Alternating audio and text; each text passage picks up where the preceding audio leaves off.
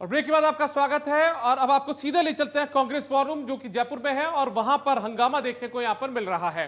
Congress war room के बाहर हंगामा हो रहा है। आपने सुबह भी कुछ तस्वीरें देखी थी जहां पर कांग्रेस वॉर रूम के बाहर चाकसू विधानसभा के कुछ लोग पहुंचे थे, कार्यकर्ता पहुंचे थे और उन्होंने सिटिंग एमएलए के खिलाफ जमकर नारेबाजी की थी।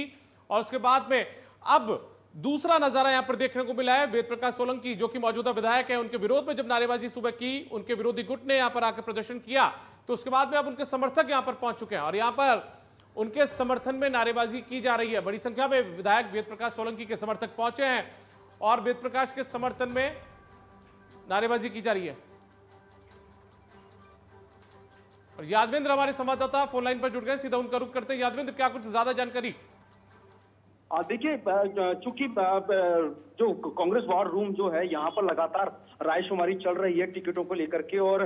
चूंकि आगामी चुनाव है तो उसमें हर किसी को लेकर के जो चर्चाएं हो रही है। और चूंकि आज सुबह जिस तरीके से जो एक दल आया था और लगातार वेद प्रकाश सोलंकी के खिलाफ नारेबाजी कर रहा था कांग्रेस रूम के बाहर, कांग्रेस वॉर रूम पर, और अचानक दोबारा एक गुट जो आया है और खुद वेद प्रकाश सोलंकी जो यहाँ पर मौजूद है। और अभी जब हमारी उनसे बातचीत हुई और उनका साफ कहना है कि वो कौन सा गुट है उसका पता लगाया जाए। हालांकि चूंकि वेद प्रकाश सोलंकी जो कि पायलट गुट से आते हैं और लगातार चर्चाओं में रहे थे, लेकिन अचानक से जो चाकसू क्षेत्र के जो लोग हैं वो लगातार जो एलिगेशन लगा रहे थे कि विधायक साहब जो है महोदय अपने क्षेत्र में नहीं आते हैं और जनता की समस्याओं का निस्तारण नहीं करते हैं। उन सभी सवालों को और जो आरोप लग रहे थे उनको यहाँ पर उन पर सवाल उठाए यहाँ पर वेद प्रकाश सोलंकी ने कहा है कि पूछिए कौन लोग हैं, आखिरकार कौन से गुट के जो लोग हैं ये वही लोग हैं जो टिकट वितरण को लेकर के लगातार सामने उनके खड़े हो रहे हैं और उन्हीं की ओर से लगातार ये जो आरोप है वो लगातार लगाए जा रहे हैं। तो कहीं ना कहीं ये, लेकिन उनका कहना है कि सारी चीजें जो है वो हाईकमान देखेगा।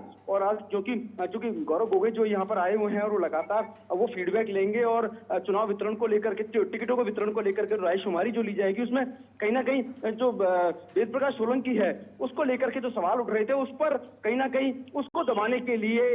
देखा जाए तो पूरा जो शक्ति प्रदर्शन है वो वेद प्रकाश सोलंकी का वो यहाँ पर माना जा रहा है। इसी के चलते यहाँ पर करीब 200 से ज्यादा जो समर्थक जो हैं वेद प्रकाश सोलंकी के वो यादवेंद्र, ये मान लिया जाए कि मामले को बैलेंस करने की कोशिश की जा रही है, सुबह विरोध में नारेबाजी और शाम को समर्थन में नारेबाजी।